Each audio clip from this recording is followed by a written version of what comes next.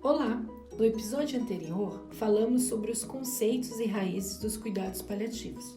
Segundo a OMS 2002, cuidados paliativos consistem na assistência promovida por uma equipe multidisciplinar, que objetiva a melhoria da qualidade de vida do paciente e de seus familiares diante de uma doença que ameaça a vida, por meio da prevenção e do alívio do sofrimento, da identificação precoce, avaliação impecável e tratamento de dor e demais sintomas físicos, sociais, psicológicos e espirituais. O episódio de hoje complementa o anterior, trazendo uma experiência em primeira pessoa de quem vivenciou o processo de morrer de seus pais num período de 1 ano. A querida Mariana Gastaltello Ricardo nos contou como foi o seu processo, seus aprendizados, desafios e o que essa experiência pôde florescer em compaixão. Mariana é uma pessoa positiva, prática e determinada, e diante a este desafio, buscou meios de tornar este processo de morrer digno, lúcido e de muito amor. Formada em Relações Públicas, atua no mercado de TI e mora fora do Brasil há alguns anos.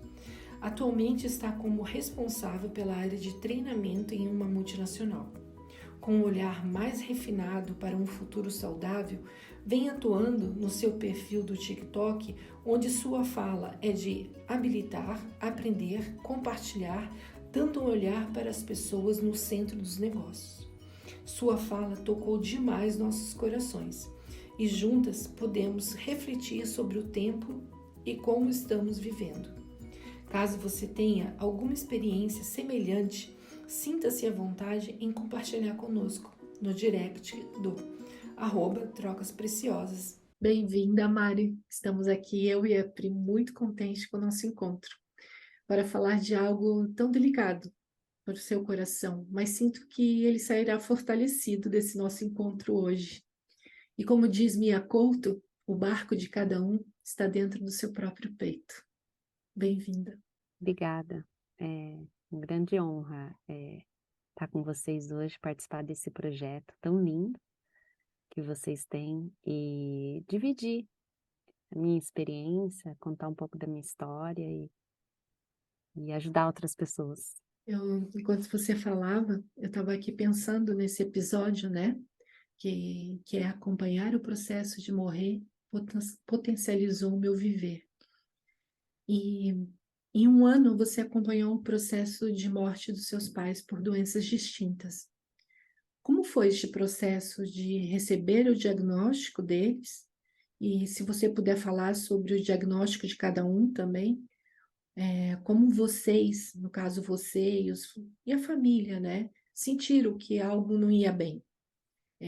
Como se deram os diagnósticos? Foram rápidos? Como foi a investigação de todo o processo, né? E o que os especialistas diziam sobre o diagnóstico de cada um? Bom, há exatos 4 anos, né, que a minha experiência com a morte começou, né?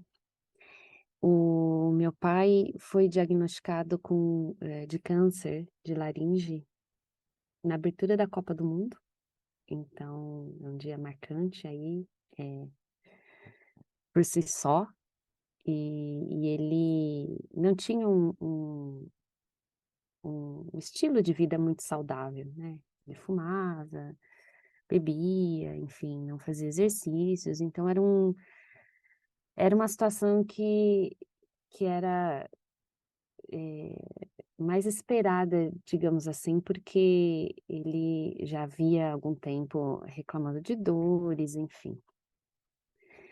E exatamente, depois do diagnóstico, eu fui, passar um tempo com eles, né, para até ajudar o meu pai na na parte de quimioterapia e tudo mais. E enquanto eu estava próxima a eles, porque eu não moro com eles, né, fisicamente, eu comecei a observar que a minha mãe, estava diferente.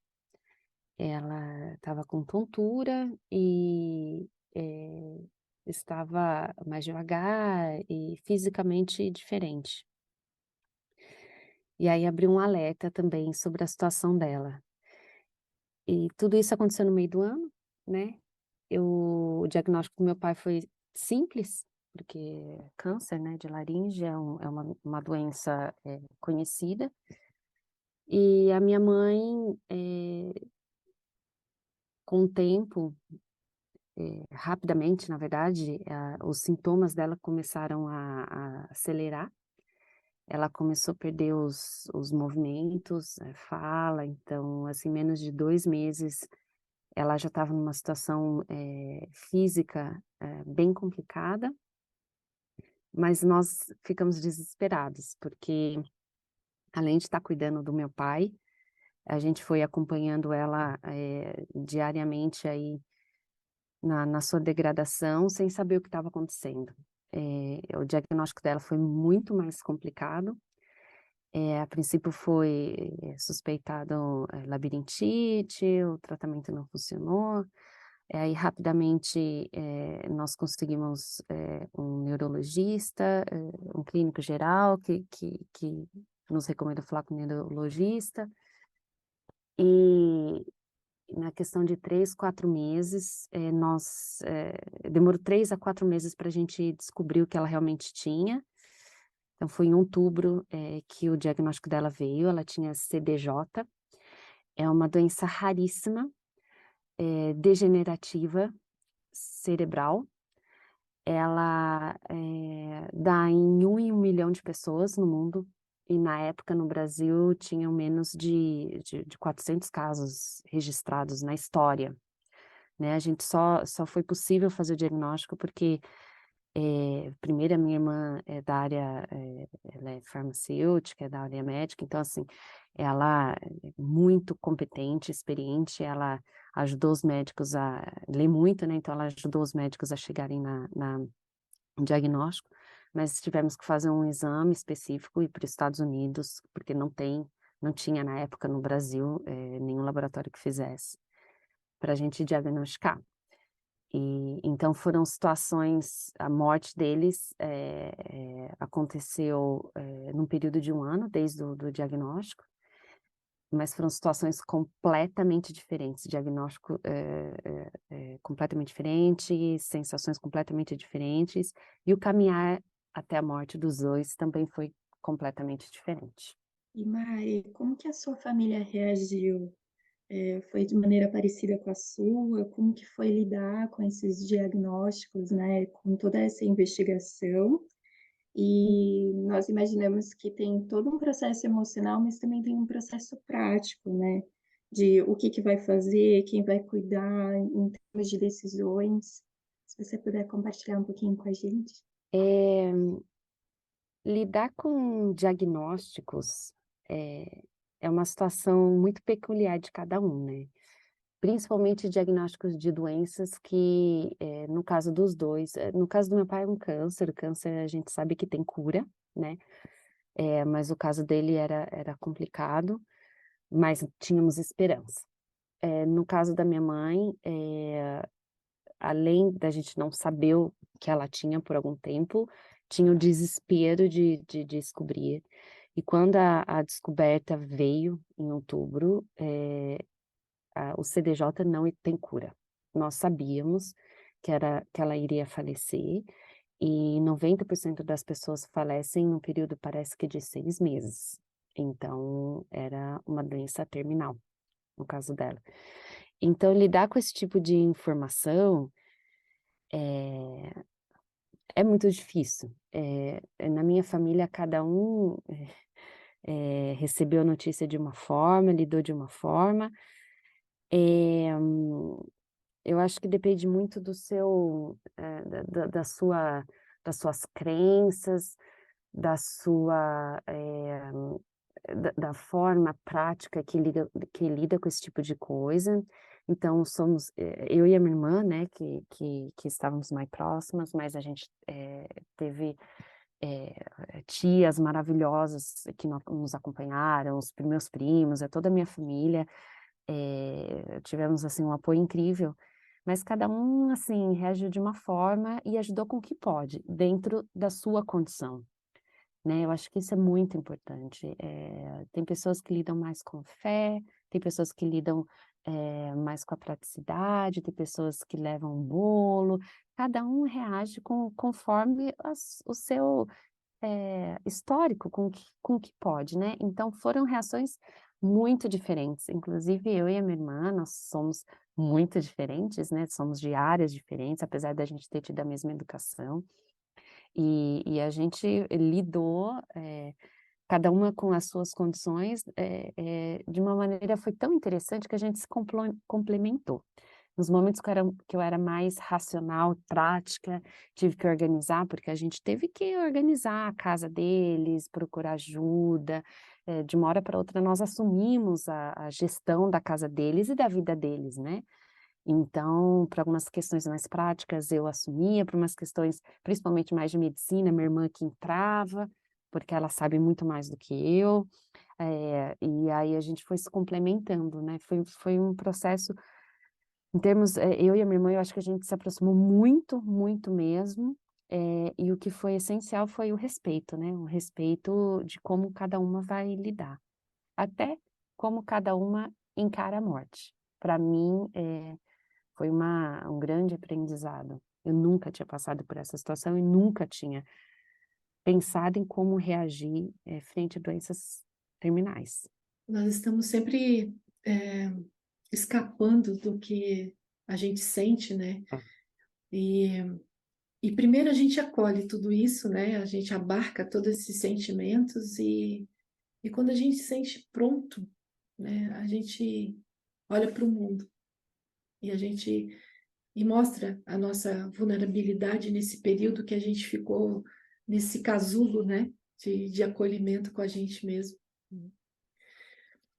Teve uma frase que você comentou com a gente, assim, numa das nossas conversas, que foi: eu precisei cuidar da minha mãe sem ser mãe e, e sem minha mãe por perto para me ajudar.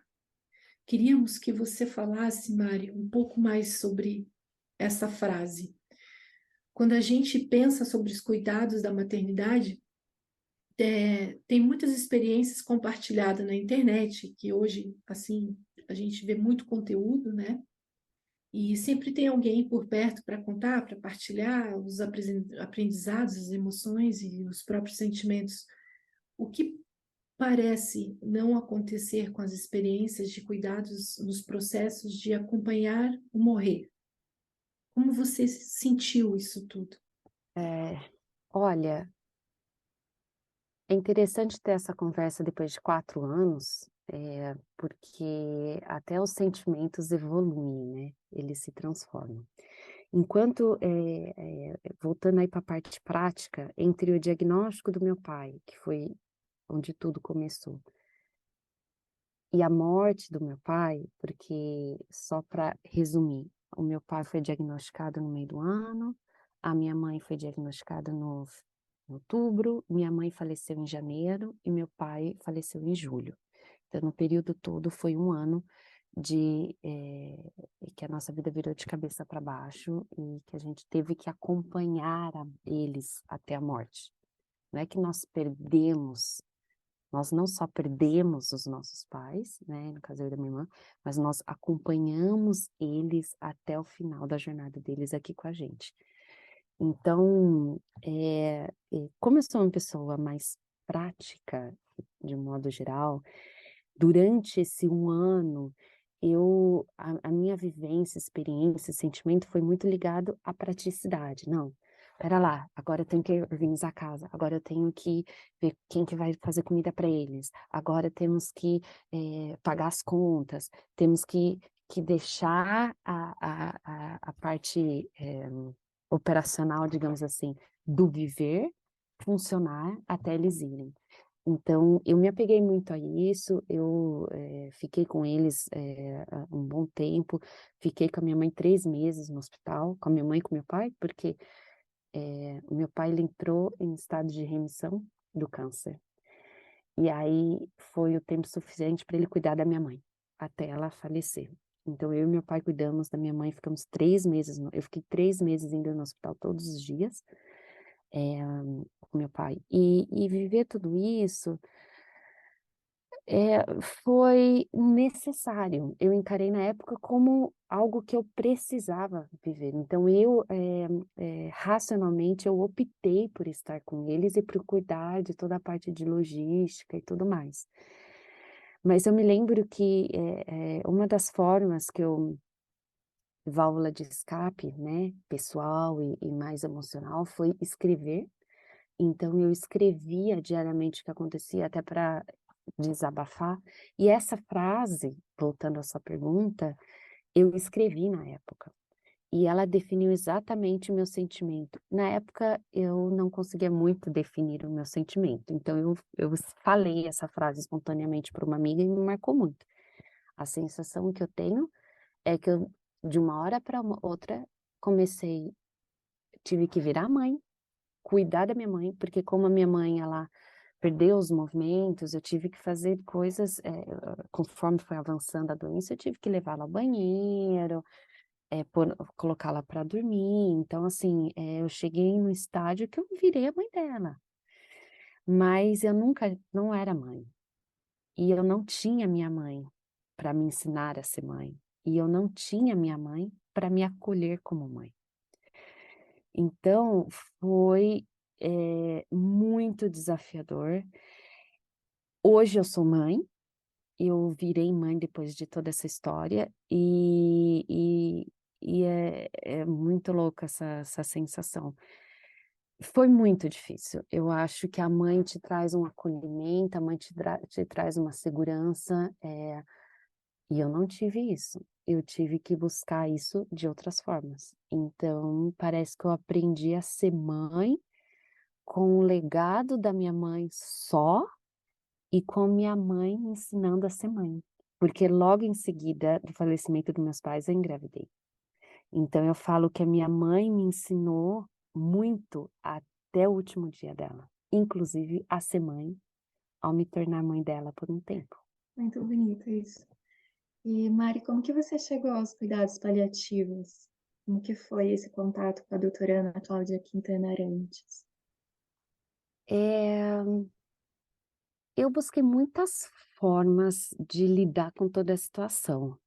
E por ser uma pessoa prática, eu comecei a pesquisar e a perguntar, mas na época tinha uma psicóloga que muito querida, mora na cidade dos meus pais, ela acompanhou a nossa história de perto, ela chegou a atender a minha mãe, antes da minha mãe perder a fala, então ela chegou a conversar um pouco com a minha mãe, no começo do processo da morte, e ela acompanhou, na verdade, a nossa família até o final.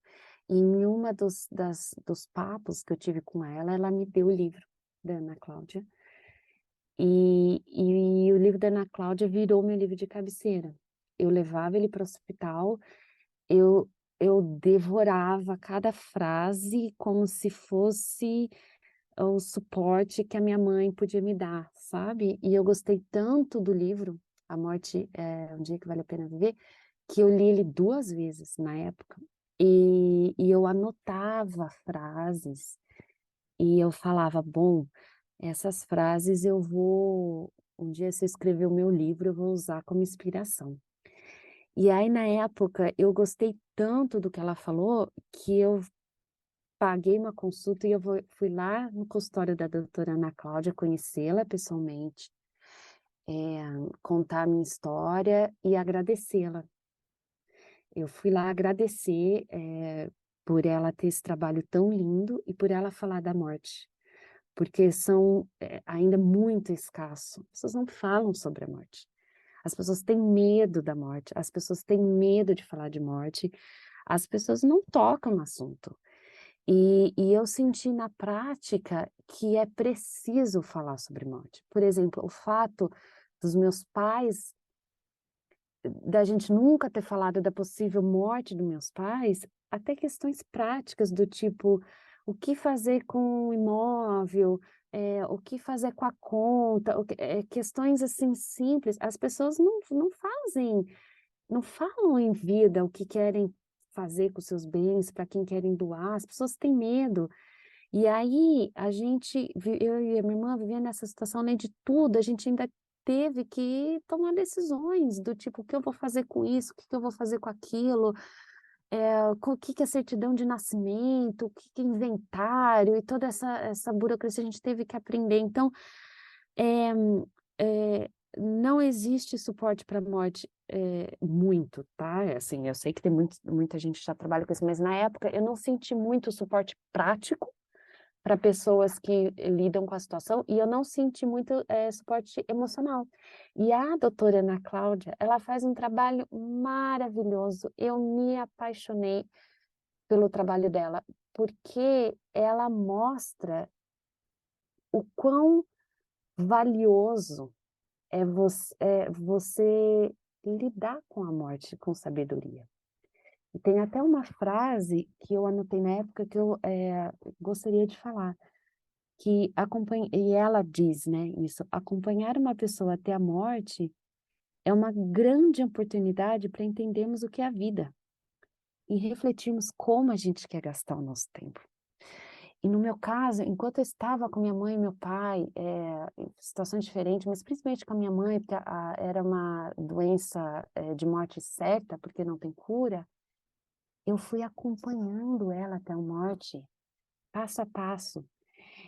E aquilo me fazia refletir, o que eu vou fazer com o meu tempo agora? Como que eu quero gastar agora o meu tempo? E eu tomei a decisão, de gastar o meu tempo com a minha mãe e com meu pai para trazê-los conforto para a morte. A minha missão era fazer com que que eles tivessem uma morte digna. Eles iriam morrer.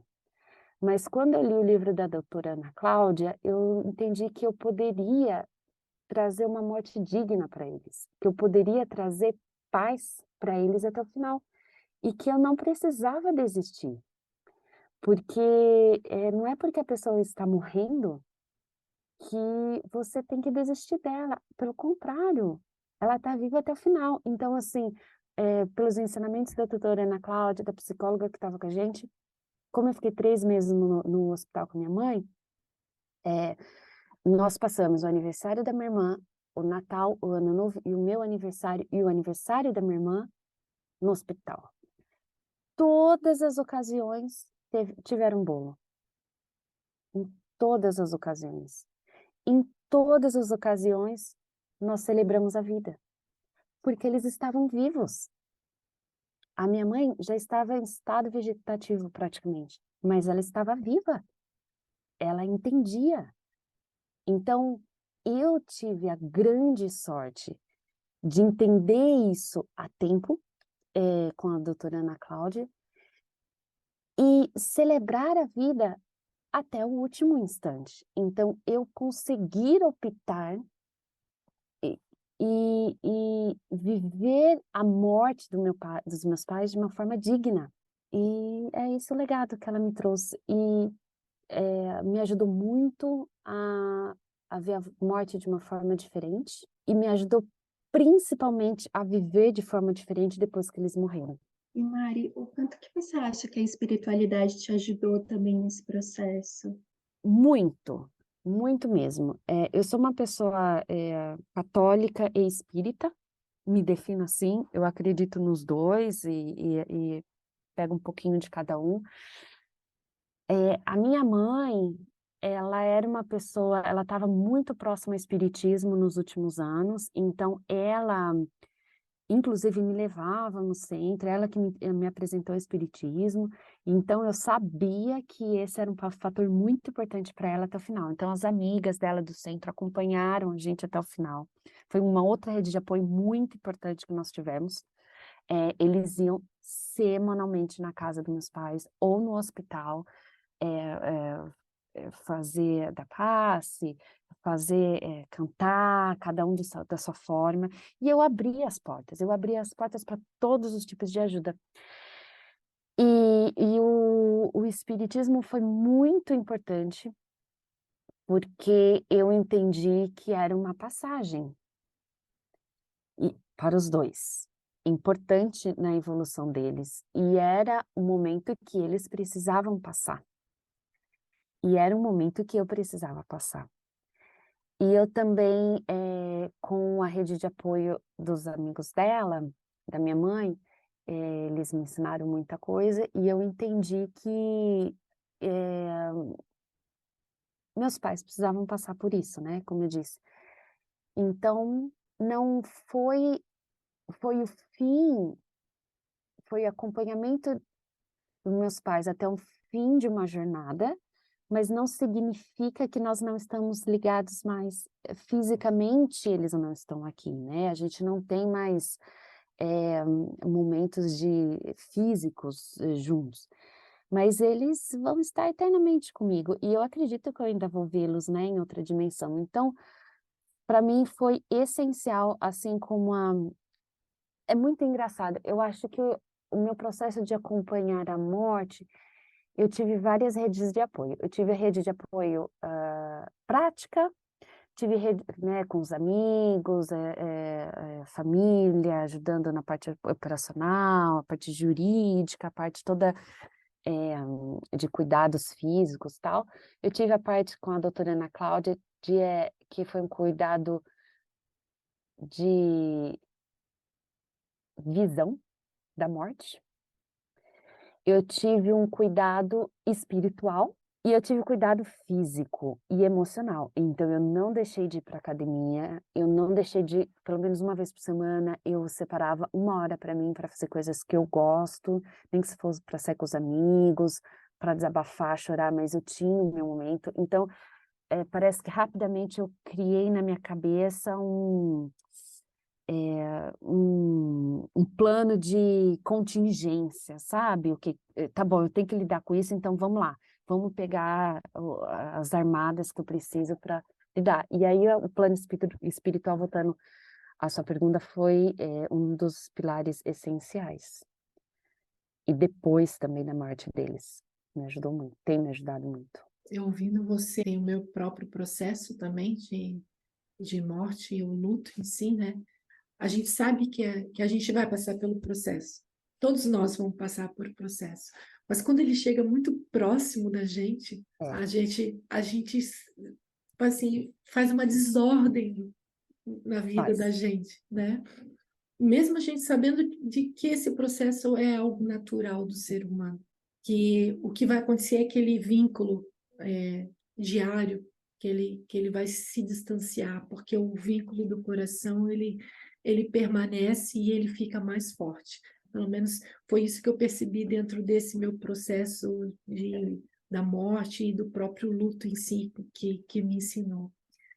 Eu acho que o processo da morte, do luto, no meu caso, eles foram processos completamente diferentes. O acompanhar a morte, eu tive uma rede de apoio tão fenomenal em todos esses sentidos que eu falei para vocês, que eu considero que eu estava muito forte. Porém, o luto para mim foi muito mais difícil. O luto por isso que eu falo que acompanhar a morte é uma coisa, o luto é outra coisa. Então o luto eu ainda estou vivendo, eu acho que o vazio, a falta, né, por mais que, logicamente, eu acredito no espiritismo, enfim, mas, isso para mim foi muito difícil. E é algo a ser vivido, né, diariamente. Uhum. Dia após dia a gente aprende um pouco como lidar, né, com a falta física.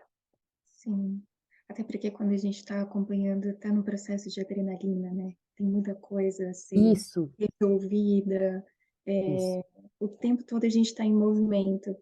E eu acredito que depois tudo aquilo assenta e o que que eu vou fazer agora, né? Sabe, eu acho que é tudo uma questão de esperança. Eu acho que o papel da esperança é diferente nos dois processos.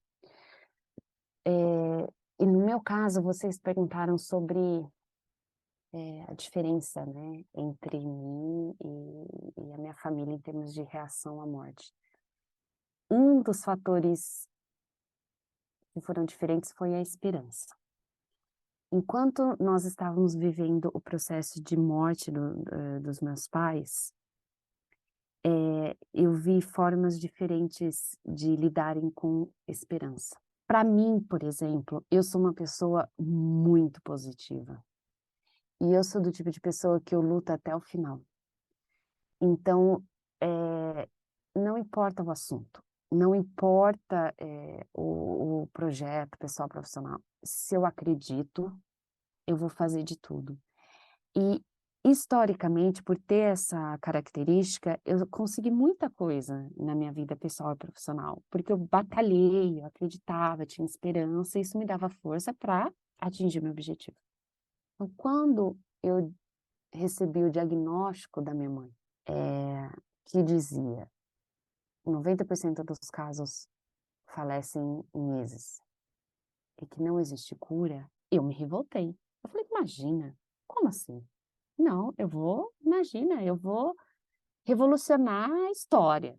Fui atrás de médicos fora do país, de comunidades fora do país. Eu cheguei a cogitar de falar, não, falei com a minha irmã, vamos mandar a mãe para fazer esse estudo piloto em tal país. Eu não me conformo, não vou, não acredito, eu vou lutar até o final pela vida dela. Não aceito, não aceita a derrota, e foi assim. A minha irmã, por exemplo, por ser da área médica, ela já era mais prática, então ela já tinha ciência, né? Um fator aí diferente.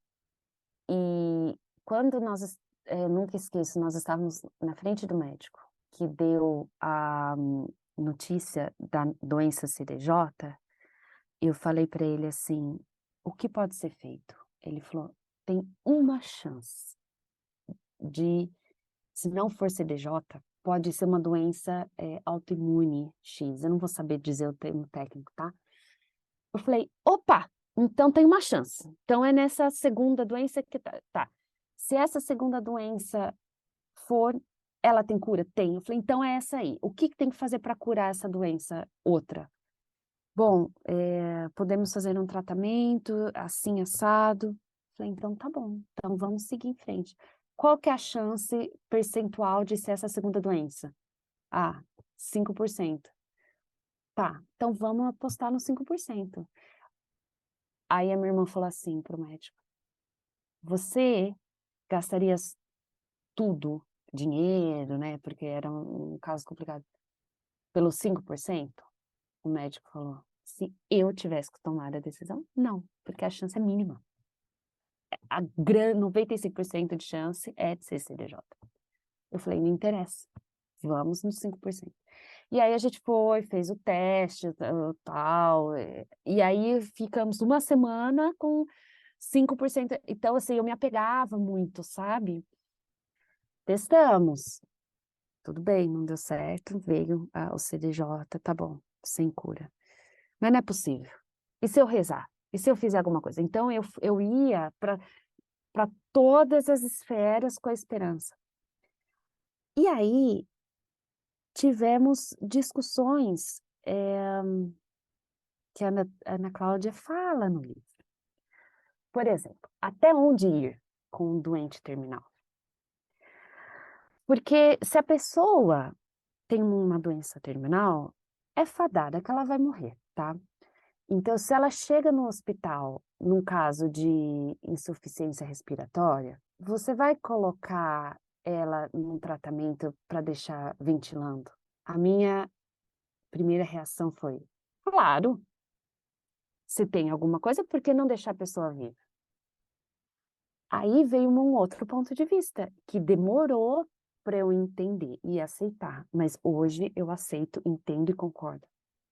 Para quê? Para que você vai prolongar a vida de uma pessoa? Nesse estado, você não está sendo egoísta em querer que ela fique mais tempo com você, mas na verdade ela está sofrendo. Então, o fato de você se apoiar na esperança, de querer que a pessoa viva até o final, você na verdade está pensando em você, não na pessoa que está indo. Então, qual que é o limiar, até quando o- os esforços valem para manter uma pessoa viva? E a doutora Ana Cláudia fala isso. O que é viver? Deixar uma pessoa num estado por anos, eu não sei, agora eu estou generalizando, tá? Isso é viver para a pessoa ou isso é viver para quem está de fora? Aí eu falei, tá bom. Aí eu tive uma conversa com a minha irmã e a gente entrou num acordo de até onde nós iríamos com a parte de tratamento e da parte de cuidados paliativos. Aí que entrou o conceito de cuidado paliativo. Aí que eu fui entender que até onde ir, né? Eu fui entender que mais importante do que você evitar que alguém morra é você dar uma morte digna para ela. Mas isso não foi fácil, requereu de mim assim, uma mudança de mentalidade, porque eu sou uma pessoa muito positiva. E aí, essa história me ensinou de que sim, às vezes nós não ganhamos, às vezes não acontece do jeito que a gente quer, que nós não somos infalíveis, que nós temos que respeitar também a jornada do outro. Então, se a jornada da minha mãe e do meu pai era aquela, comecei, né, quando eu entendi isso, eu falei assim, não, então meu papel é fazer com que eles terminem a jornada nesse plano da melhor maneira possível. Aí eu fui fazer tratamento energético neles, eu procurei várias fontes que eu nunca nem tinha. Imagina tratamento energético, eu nem sabia o que era isso. E aí eu entrei em contato, engraçado por um livro que a minha mãe estava, quando a minha mãe já não falava mais, eu estava olhando as coisas dela, naquela questão prática de arrumar a casa, e eu vi que ela estava lendo um livro sobre Theta Healing. Eu falei, que é isso? Aí mandei para uma prima minha que entende do assunto, ela me explicou. Aí minha prima falou, será que não é um sinal para você fazer tratamento energético com os seus pais? Eu falei, vou atrás disso. Porque eu ia atrás de tudo que podia dar um conforto para eles. Aí eu fiz tratamento energético neles, até o final. E foi mais uma fonte de conforto, não só psicológico, espiritual, mas teve o tratamento energético também. Então, eu usei na época todos os recursos que me foram apresentados para trazê-los uma morte digna, para trazer paz até o último momento deles. E por ter reagido dessa forma, eu hoje vejo a morte de uma maneira muito diferente e a vida. A vida, para mim, tomou outro sentido depois de tudo isso. E pegando o gancho do que você falou agora sobre a vida, né? A gente sabe que não tem uma receita assim de como lidar com o processo de morrer e que cada processo é único, depende de causas e condições, do nosso momento de vida, de quem está do nosso lado, do ambiente. Mas ao mesmo tempo, sensações e sentimentos que surgem ao se deparar com uma situação como esta, eu imagino que seja como a gente perdeu o chão completamente, né? E que isso pode ser muito parecido com outras pessoas. E conforme a gente vai ampliando assim a nossa consciência do que passa com a gente, com as pessoas amadas que a gente está acompanhando, a nossa experiência, conforme a gente vai revisitando, que foi que você falou logo no início, parece que ela vai se abrindo, assim, vai expandindo. E, e eu acho que floresce uma sensação de trazer benefício para as outras pessoas, né? Que a experiência, aquilo que a gente viveu, pode beneficiar outras pessoas. O que o processo, assim, de viver a morte e agora revisitando essa experiência tem te ensinado sobre a vida? E sobre você mesma, assim, É. características. Ai, tanta coisa. Eu falo que viver. aquilo tudo foi um presente para mim, tá? Para muita gente pode ser contraditório. Como assim, né? Que tragédia. É uma tragédia. Se você for ver, foi uma tragédia que aconteceu com a minha família, porque os dois eram saudáveis, né? Os dois eram saudáveis, com saúdes diferentes, mas os dois eram completamente saudáveis até tudo isso acontecer. Não é que, enfim, foram anos de, né, de luta com a saúde, enfim.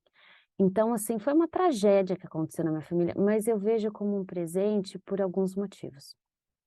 Primeiro, voltando ao seu início da sua fala aí, cada pessoa, eu aprendi que cada pessoa está numa jornada diferente em, na questão espiritual, na questão psicológica, na questão física, na questão energética.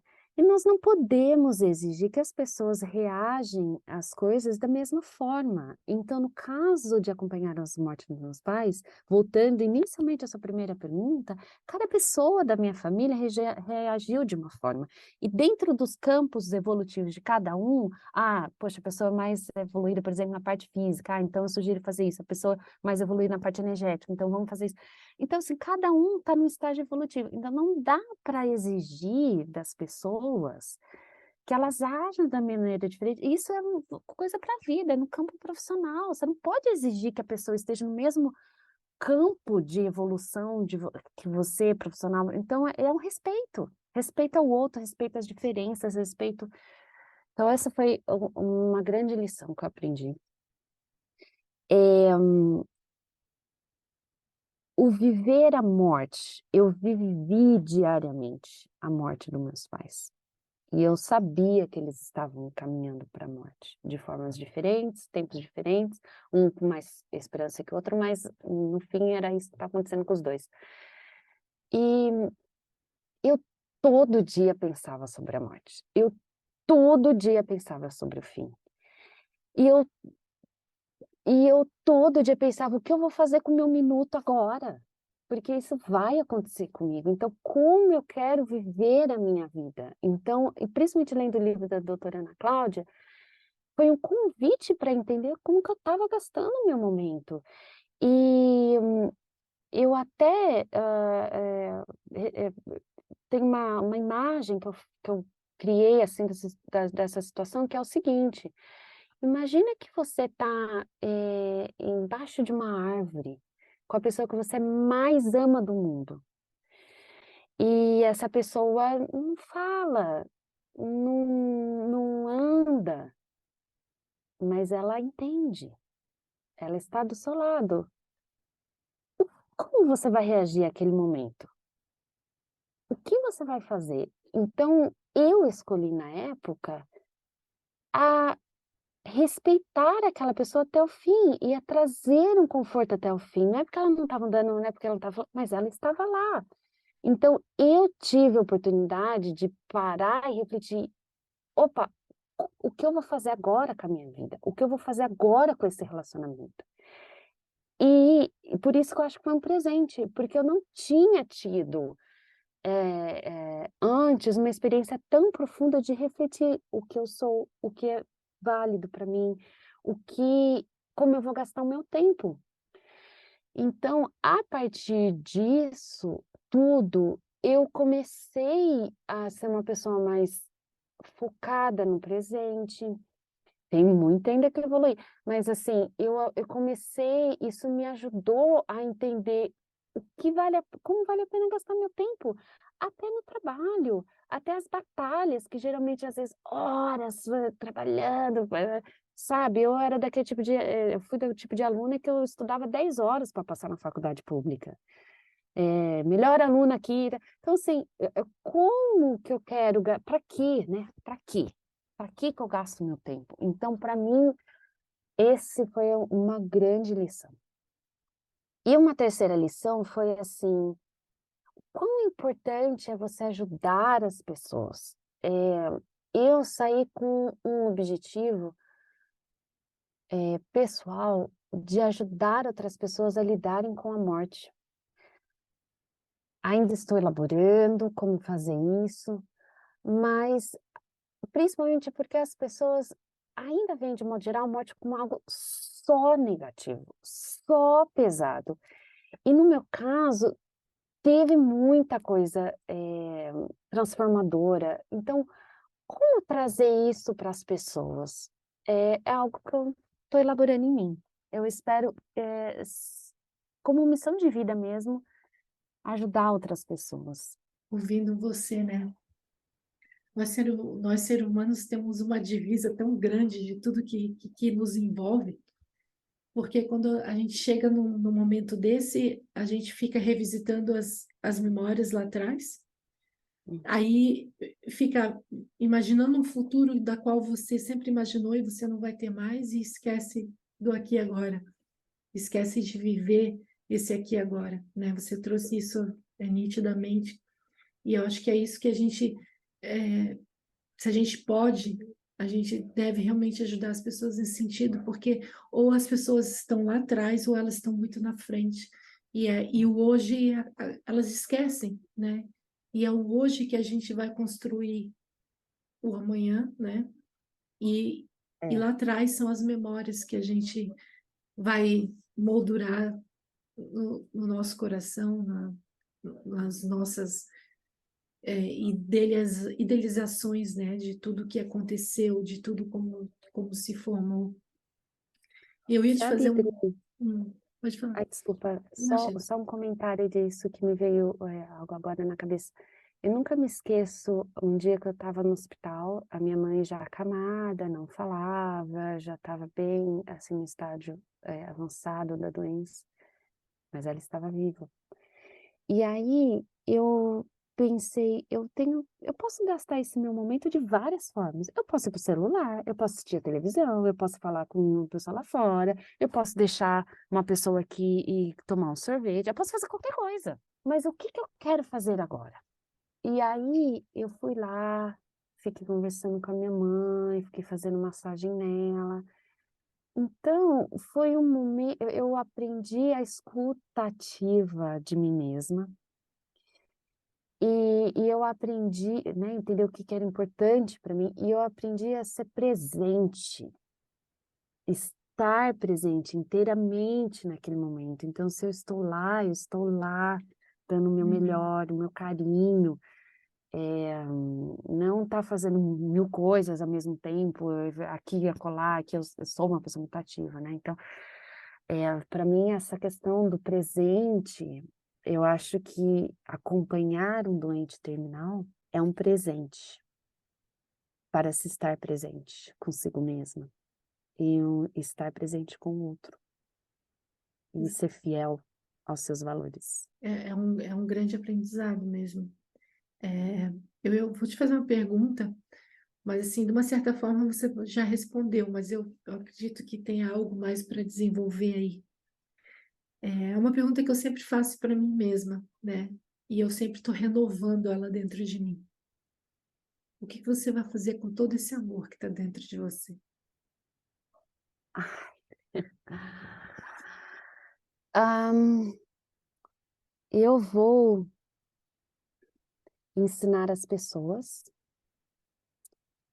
eu vou aplicar tudo isso com o meu filho, porque eu tenho um filho de 2 anos e meio agora, então eu posso colocar na prática o ser mãe, mas de uma maneira diferente, porque eu fui mãe da minha mãe para um fim, mas hoje eu sou mãe para o meu filho, para um começo, para uma jornada, né? Então eu vou aplicar com ele os valores que eu aprendi, as experiências que eu aprendi. Eu vou ajudar as pessoas. Eu trouxe isso como mantra profissional para mim. Eu tive uma grande revolução interna depois de tudo isso, e eu tenho trazido esse olhar humano para o meu lado profissional. Tenho feito cursos, fiz alguns cursos, futuros saudáveis aí, com você, Edri. Então, eu quero trazer esse amor para o mundo empresarial. É preciso, é urgente principalmente depois do Covid, as pessoas precisam de amor, as pessoas precisam serem ouvidas. Antes de você ser um presidente de uma empresa, você é um ser humano. Então eu acredito que, por exemplo, trazendo para o meu lado profissional agora, né, eu falei um pouquinho do pessoal, né, do meu filho, do meu marido também, né, procurar ser uma pessoa, uma esposa melhor. Eu acho que pro lado profissional é uma missão. Antes de ser um profissional, você é um ser humano. Então, para você ser um profissional completo, você tem que trabalhar o humano. Você tem que trabalhar esse lado, do coração. É isso que eu tenho tentado trazer agora para o meu mundo profissional também. Mari, assim, ficou muito presente para mim, assim, como um grande aprendizado, é que a gente não precisa dar utilidade ao tempo, né? A gente precisa oferecer presença, né? E que você estava falando da experiência com a sua mãe e que o silêncio diz muita coisa, né? E que às vezes existem conversas dentro do silêncio e que são tão potentes e podem ser nossa grande demonstração, assim, de amor, né? A gente permanecer ali, mesmo diante de uma situação que a gente não gostaria, que foi o que você falou, mas a gente está ali, permanecendo e estando presente. E eu não sei se tem alguma coisa que de repente a gente não te perguntou e que você gostaria de partilhar, algo que de repente surgiu, que de repente a gente não te perguntou. Ah, tem uma frase que eu também anotei na época que é